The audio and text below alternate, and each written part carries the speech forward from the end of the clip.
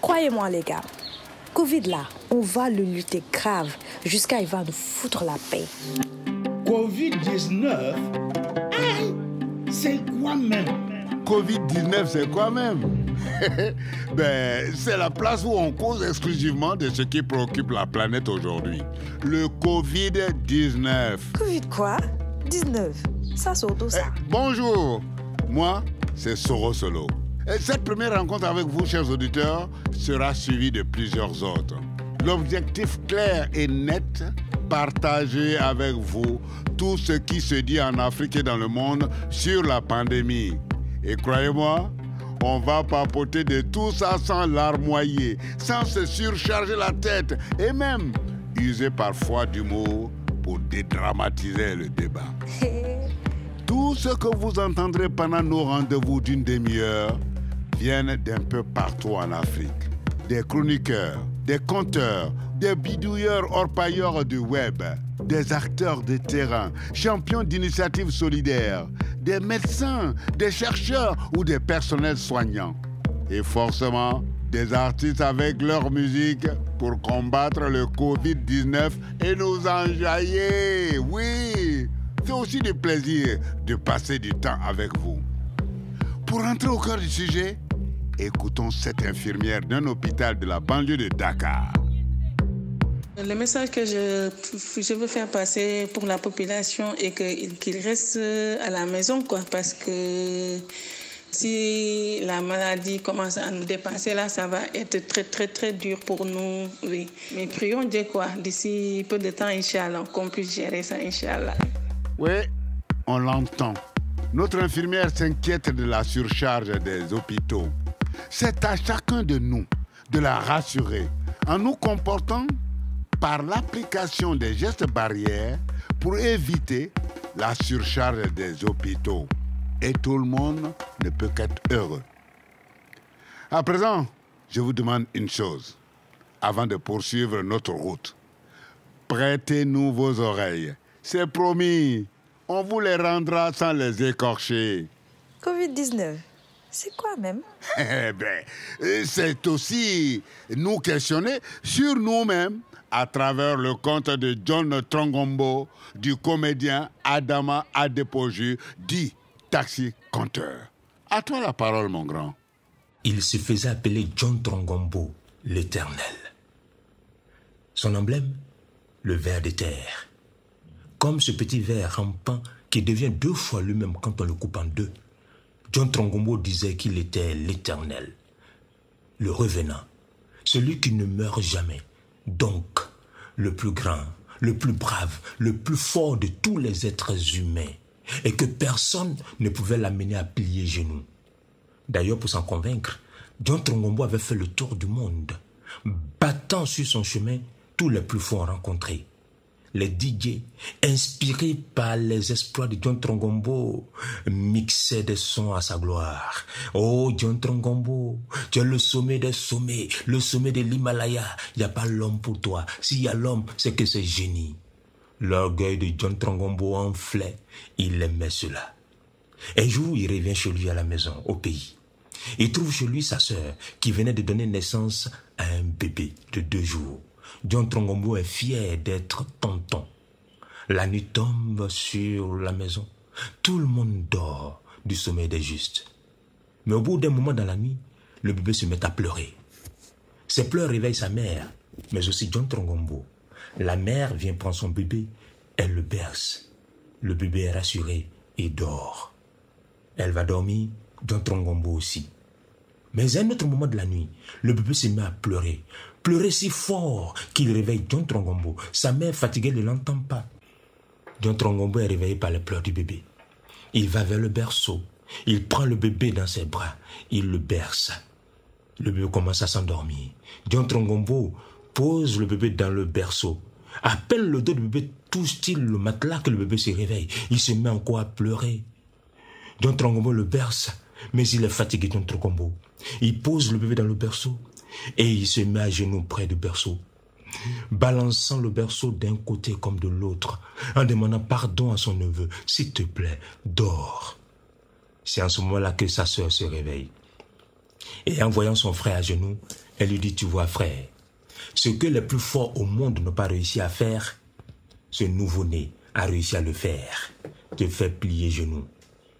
Comme ce petit virus Covid-19 qui met la planète entière et sa civilisation triomphante à genoux. La vie économique, sociale, les productions agricoles, technologiques, industrielles et que sais-je encore, tout est au ralenti. Vanité des vanités, tout est vanité. Le Covid-19 nous a ramené à notre plus simple expression. Mais il ne faut pas déprimer, car toute crise est l'occasion d'un renouveau. En attendant de trouver un remède ou un vaccin contre le Covid-19, la prévention est le premier pas pour freiner sa propagation. Observons donc les gestes barrières. Se laver les mains avec du savon. Porter un masque de protection. Observer la distanciation physique.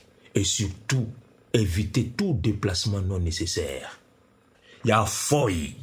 Le Covid-19, nous le vaincrons. Nous le vaincrons. Y'a foy. Hey, taxi compteur, merci beaucoup. On a bien noté le fin mot de ton histoire. Observer les gestes barrières pour couper la route du Covid-19. Bon, écoutez, les auditeurs, vous êtes mes compagnons de route, n'est-ce pas?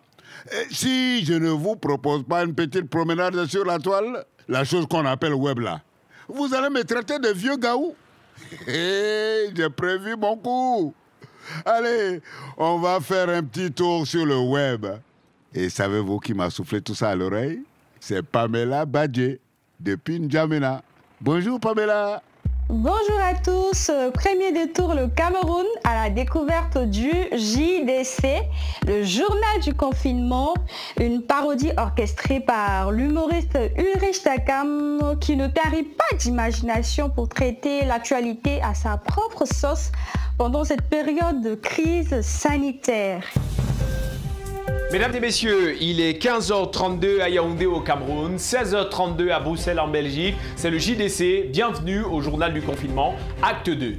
Au sommaire de ce journal... Devenu célèbre au Cameroun grâce à ses web-séries, Ulrich Takam connaît une ascension fulgurante en Afrique. Étudiant en art du spectacle et cinématographie, à tout juste 25 ans, il compte parmi les incontournables humoristes du web. Le journal du confinement, le dernier concept qu'il a développé, c'est près d'une trentaine de minutes de journal plein d'humour, dont le deuxième épisode vante par exemple les mérites du TAPS organique, un remède à base de manioc découvert par un enfant camerounais. Le jour de mon baptême, il n'y avait pas la fête chez nous. Mes parents ont dit que c'est à cause du confinement. Alors que le jour du baptême de Hilary, il y avait plein de gens à la maison. J'ai donc décidé de tuer Corona. Moi, je ressemble à quelqu'un qui a toussé un jour. Moi, je ne tousse plus. Papi, c'est un génie. Dans le même épisode, il parodie les cours à distance via la télévision à travers le personnage de Monsieur Télésphore Doumbé, un enseignant plus heureux de passer à la télé que d'enseigner et qui se fait allumer par les commentaires sur Facebook. N'ayant pas de téléphone Android, Télésphore Doumbé n'avait pas jusqu'ici remarqué ce qui se dit sur les réseaux sociaux à propos de ses cours à la télé. Non, mais il faut regarder les commentaires parce que là, on dit, au monsieur, on dit, c'est quelle chaussure ça? Toi aussi. Attends un peu, il se moque des chaussures de l'enseignant. Oui, et ici, on dit, à la dame, on dit, mouf, ta maman, laisse ça. Donc voilà quelques commentaires. La chaîne YouTube de Takam qui affiche plus de 200 000 abonnés est un régal pour dédramatiser l'ambiance morose qui sévit actuellement et on consomme l'ensemble de ces petites vidéos sans voir le temps passer. Arrêt N'Djamena au Tchad où vous allez voir que grâce à l'énergie d'une femme et aux réseaux sociaux, on peut tous venir en aide aux autres. Cette femme, c'est Nettoie Ernestine, présidente entre autres de l'AFEMA, entendez association Femmes aussi. Bien consciente que c'est par le lavage des mains que le combat contre cette pandémie commence, Nettoie s'est mise en tête de permettre à un maximum de personnes de pouvoir effectuer ce geste essentiel. Elle a commencé par utiliser ses propres moyens pour fabriquer elle-même les seaux à robinet. Puis elle a cherché à trouver comment équiper les gens qui habitent la même cour, puis les gens de son quartier, pour finalement lancer une campagne plus vaste encore de distribution, notamment à destination des populations les plus vulnérables. Et c'est en s'appuyant sur les réseaux sociaux que Nettoie a finalement lancé une levée de fonds pour donner l'ampleur à ce dispositif qui a le mérite de prouver à la fois la force des femmes et l'importance de la solidarité. N'est-ce pas là une manière de dire qu'on peut vaincre cette pandémie par des gestes simples? Voilà. Pour cette cueillette informative sur le web, tous, en chœur avec moi, remercions Pamela Badjé, à qui on souhaite une excellente journée à N'Djamena.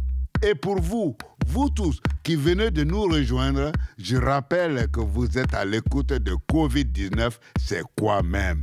C'est la place où l'on cause de la pandémie vue par des Africains. J'ai échangé avec le docteur Ousmane Faye, responsable du département de virologie de l'Institut Pasteur de Dakar. Ses recherches portent, entre autres, sur la virologie, c'est-à-dire comment fonctionnent les virus, et sur l'épidémiologie, c'est-à-dire comment les virus se transmettent dans les populations. Et ma toute première question, c'est celle que le citoyen lambda se pose. Le Covid-19, c'est quoi exactement? Pour faire très simple par rapport au Covid-19, donc en fait c'est coronavirus, donc infectious disease. Ça c'est une maladie due à un coronavirus et donc qui est apparu en 2019, pour faire très simple. Je dois avouer que nous sommes nombreux à nous demander si le Covid-19 et le coronavirus sont-ils deux virus différents?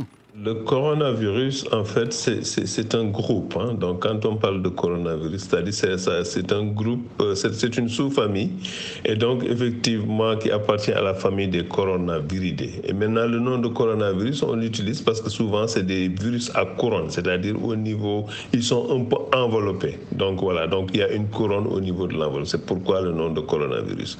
Bon, maintenant, le nom de Covid-19, c'est le virus spécifique, parce qu'en fait, il y a un groupe, maintenant, il y a dans le groupe, il y en a plusieurs virus.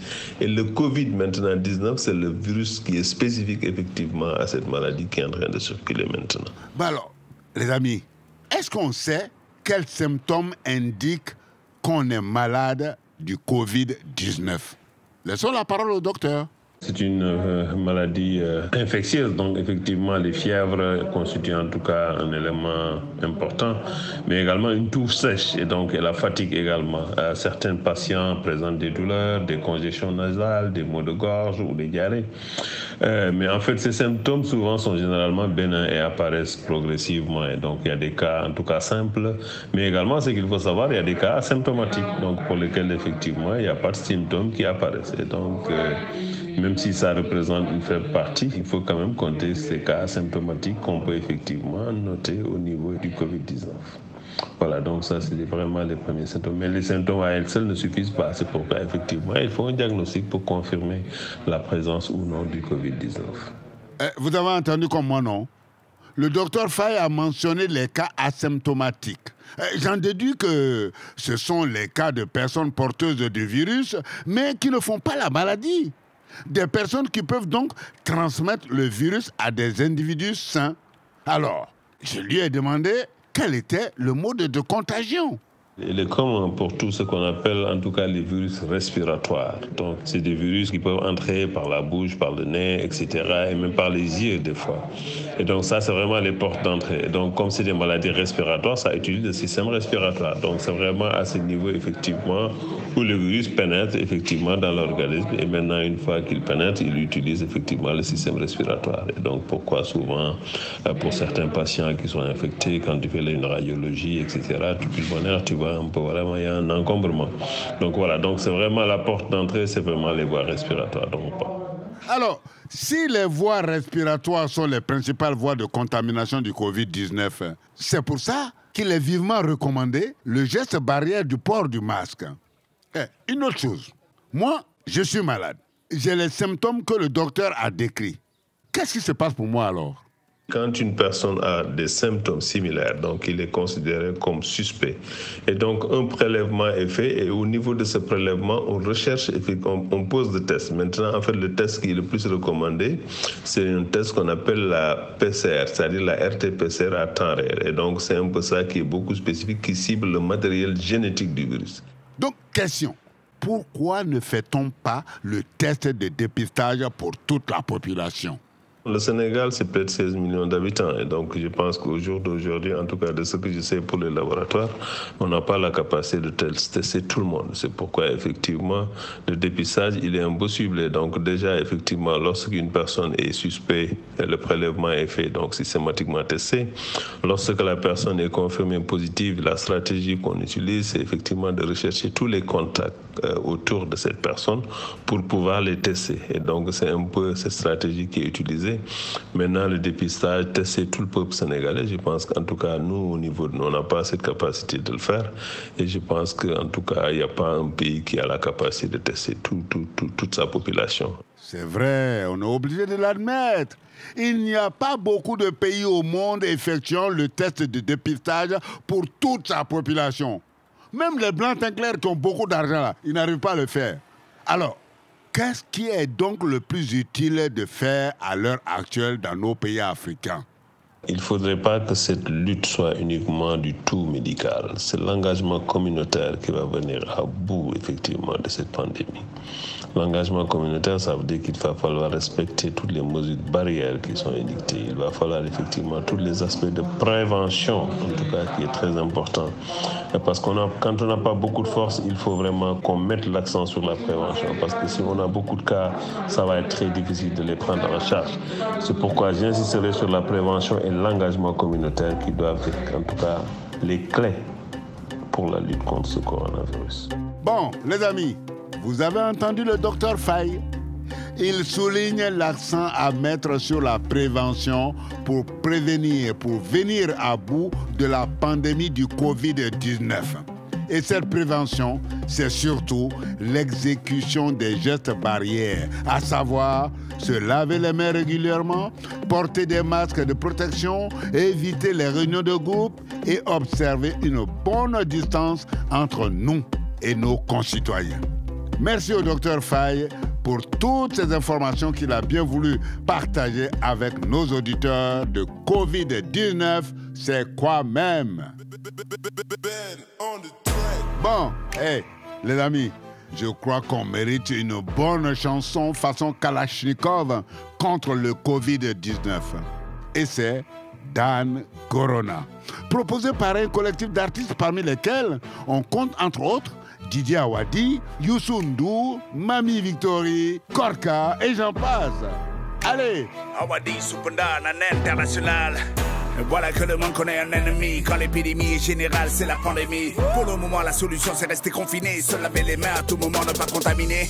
Bismillah ñi detti dor delu sakku ñaan di ñaan yàlla fu mu nangul nu lépp luñ ko ñaan seytaane de yàq xel di soppi xalaat di féewale àndandoo ñu dal bu mu laal yaay yéen xaaleel réew mi ni laa ko bëggee waaw kaay leen ñu xeex lii man maa fi jógee sonal nañ corona bi waroon na fi bañ a ñëw lëmbe na àdduna ji nañ ko xeex mu bañ a law fajaru fagaru raxasu te bañ a jaxasoo ba suba bi musiba sax duñ ko fàtte di ko jàngoro bu mel ni bii ku ne di xeex ci àdduna kon jaadu na ñu toog ci kër gi bànn yoo ji mooy du génn ko bari gi ba ñu rey corona. T'aurais pu être le sauveur de l'humanité sans tous ces morts. Le fait de plomber nos économies font partie de tes torts, mais à part ça, les familles se retrouvent, on respire cool, la médecine et la star. wax nañ ba sonn waaye taxul ñu bàyyi daje yi te moytu jotaay toogal sa kër bàyyil mbedd me wax leen li ñu digle ñun duñ ci tay yéen xaaleel réew mi ni laa ko bëggee waaw kaay leen ñu xeex lii mën na fi jógee waaw jël leen seen mëtu waaye corona kenn du ko néew loo dool de tous ensemble pour le vaincre. Ni la ko bëggee waaw. rap tëju làqatuloo gisul su ko oom tala loxo waa kirlu torox lu tuub jégalu baalu plat bi tëddu dellu suñu borom God bless. nañu ànd booloo xeex corona bi le réew mi ni lañ ko bëggee ànd mbooloo mooy suñu doole. feebar baa ngi lambe di ñu gën a gaañ mbooloo mooy doole lañ ko song daan. yéen xaaleel réew mi ni laa ko bëggee waaw. kaay leen ñu xeex lii mën na fi jógee waaw.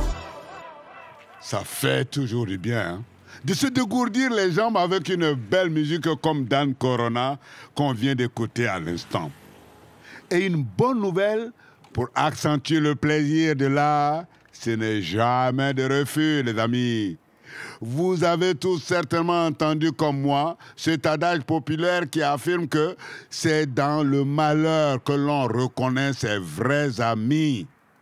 Ceux solidaires qui vous répondent présents dans les moments difficiles. Les ennuis du Covid-19 sont finalement un catalyseur qui révèle un peu partout en Afrique des citoyens debout, puisant dans leur imaginaire pour porter et accompagner des actions salutaires. Et c'est le cas de Gildas Guiela du Burkina Faso. Il est le fondateur de Waralab à Ouagadougou. Lui et ses complices ont ouvert il y a peu de temps un nouvel espace à Bobo Dioulasso nommé Wakadlab. Un endroit de transmission de savoir, de bidouillage créatif d'outils informatiques, d'invention. Et tout ça avec les moyens du bord. Des bouts de ficelle, quoi. Voilà, je vous invite à ouvrir grandes nos oreilles pour suivre Gildas Guiela pour une visite guidée. Bonjour, je m'appelle Guiela Gildas et je suis le président de Wakatlab, ex-Wagalab, qui est un espace d'innovation et un Fab Lab et un incubateur avec lequel nous essayons de produire des solutions innovantes pour accompagner au fait le développement de notre environnement, de ce pays, et nous accompagnons aussi des entrepreneurs. Il faut dire que par rapport à Covid-19, nous ne sommes pas restés en marge. Nous avons travaillé à déployer, à mettre en place des solutions pour aider, accompagner surtout le personnel de santé pour leur protéger et leur permettre au fait de pouvoir mieux lutter efficacement contre cette pandémie. Et des solutions que nous avons déjà travaillées, nous avons mis en place au fait des visières de protection. C'est des visières, c'est des modèles qui existent déjà sur Thingiverse que nous avons récupérés et après que nous avons travaillé à améliorer pour faire en sorte que ça prenne moins de temps et que ça produise encore plus et que ça utilise moins de matières premières. Donc c'est des modèles que nous avons réadaptés et même que nous avons partagés un peu dans d'autres pays africains pour que voilà, ceux qui sont dans le même contexte que nous, qui n'ont pas forcément assez de matériel et assez de matériaux, qui puissent au fait utiliser ce même modèle-là pour en produire en masse. Nous avons produit de plus de 700 à 800 visières et nous en avons offert plus de 400. Il faut dire que nous avons mis en place un processus pour travailler 24 heures sur 24, ce qui nous permettait d'avoir au moins 84 visières par jour. Donc ça nous a permis de pouvoir aller encore plus vite. Et avec ça, nous avons fait des tutoriels pour permettre à plusieurs personnes de pouvoir construire leur propre visière. Au-delà de ça, nous avons travaillé au fait à mettre en place un respirateur. Rachid, tu peux le mettre en marche. Voilà, donc nous avons mis en place au fait un respirateur. Voilà, tu peux arrêter. Voilà, donc nous avons mis en place au fait un respirateur. Donc il faut dire que ce respirateur, c'est un modèle qui a déjà été homologué et validé en Espagne. Nous avons utilisé le même principe et nous l'avons réadapté vraiment à construire un respirateur local et adapté en utilisant du matériau que nous avons ici. Voilà, donc ce respirateur, il a déjà eu une visite au fait d'un médecin qui est pneumologue, qui nous a donné quand même certains conseils à pouvoir améliorer ce respirateur et faire en sorte qu'il puisse être très efficace en termes d'utilisation. Et au-delà des matériaux au fait, physiques et réalisation, nous avons travaillé sur des plateformes. Et nous avons travaillé sur des plateformes au profit du ministère de la Santé, dont l'idée c'était vraiment de leur appuyer pour qu'ils puissent bénéficier d'une plateforme afin de pouvoir identifier des cas contacts et les suivre à distance. Et deuxièmement, on a mis aussi des plateformes en place qui permettent au fait, aux citoyens burkinabés de pouvoir faire des tests rapides en ligne, juste des questionnaires qui leur permettent au fait, de répondre aux questions et de pouvoir évaluer leur niveau de risque. Donc voilà, nous continuons de travailler et nous sommes conscients que voilà, en Afrique aussi, il y a des jeunes qui essaient vraiment de travailler, de booster, de créer et d'innover pour nous permettre vraiment de pouvoir contribuer à la lutte de cette pandémie qui est mondiale. Merci beaucoup. Jama vieille, comme s'exclamerait l'humoriste Adama Daeko. Gilda Guiela et ses camarades là, ils sont trop forts. Ça, c'est une équipe de grands capables. Bon, les amis, c'est le moment de commencer à descendre tranquillement les marches de notre porte de sortie et retrouver un dernier dompteur des mots. N'est-ce pas qu'on dit que la vérité sort de la bouche de ceux qui savent regarder, observer et entendre? Eh bien, Binda Ngazolo fait partie de cette catégorie ayant toujours une histoire croustillante dans la besace. Allez, on l'écoute. Le jeune Aburna et la jeune Atini s'aimaient d'un amour profond. Ils s'étaient jurés fidélité pour l'éternité. Ils s'aimaient au point d'avoir signé un pacte qui stipulait que si par un jour de malheur l'un des deux venait à traverser malencontreusement le fleuve mythique de la vie, il devrait revenir chercher le survivant du côté des vivants pour l'emporter vers le royaume des morts, afin qu'ils puissent y vivre pleinement leur amour de l'autre côté et pour l'éternité. Seulement voilà. Les voies de la vie sont insondables. Le temps et le quotidien ont eu raison de la passion et les deux amoureux se sont séparés. Lui a épousé une autre femme et a eu une fille. Elle s'est mariée aussi de son côté. Mais tous les deux vivent dans la même ville. Au fil des années, Aburna a progressivement perdu la vue en termes clairs. Il est devenu non-voyant. Entre-temps, le Covid-19 s'est abattu sur la cité. La femme d'Aburna est bloquée au village et confinée avec ses parents. Aburna, de son côté, est confinée en ville avec sa fille. Elle vient juste de sortir pour aller faire les courses de première nécessité pour son père handicapé. Aburna est donc seule dans sa chambre. Plongée dans un profond chagrin, on vient juste de lui annoncer le décès d'Atini, son amoureuse d'antan. On parle d'un coronavirus virulent. C'est alors que tout d'un coup, il lui semble sentir une présence dans sa chambre, une présence oppressante, inquiétante. Alors il demande « Qui est là ?» Là, il entend distinctement la voix d'Atini qui lui dit « C'est moi mon chéri, c'est moi Atini, je suis venu te chercher comme convenu. » Aburna se met à hurler « Chercher qui? Chercher qui? Au secours, je ne veux pas mourir. Atini, comment se fait-il que tu sois décédé chez toi de coronavirus et que tu viennes parler dans ma chambre ici? D'ailleurs même, le pacte ne tient plus. Toi et moi, on ne vit plus ensemble. Et tu sais quoi? Même morte, tu dois absolument respecter la distanciation sociale. Tu es du côté des morts, reste-y. D'ailleurs même, tu es contaminé. Éloigne-toi de moi, au secours. À qui? Aburna tombe dans les pommes. Sa fille se précipite pour le réanimer au mépris de tous les gestes barrières. La réalité, c'est qu'elle était au courant de l'amour de jeunesse de son père et pour dédramatiser un peu le confinement, elle voulait juste lui faire une petite blague, mais une blague de très mauvais goût. Comme quoi, en amour, la fidélité à la parole donnée peut s'avérer somme toute bien relative. Ah, Binda, comme on dit au village, si je te remercie, ce serait une insulte. Parce que mon merci, elle est trop petit pour ce que tu viens de nous proposer. Et ce que nous a proposé, c'est une vraie leçon de vie. On a tous retenu le message de ton conte. Parfois, c'est dans les moments compliqués qu'on découvre le vrai visage des hommes, pour ne pas dire la vraie face des hommes sur la terre. Covid-19 ou coronavirus fait encore son petit malin, non? Mais, comme dit Taxi Compteur, il y a fouille, c'est-à-dire il n'y a rien. En Afrique, toutes les intelligences se mobilisent pour mettre le genou de Covid-19 coronavirus, pour le mettre à terre. On est d'accord, non? Très bien. Et sur ce, chers auditeurs de Covid-19, c'est quoi même? C'est le moment de vous demander la route. On vous redonne vos oreilles, gardez-les au chaud pour notre prochain rendez-vous. Prenez soin de vous. Ciao!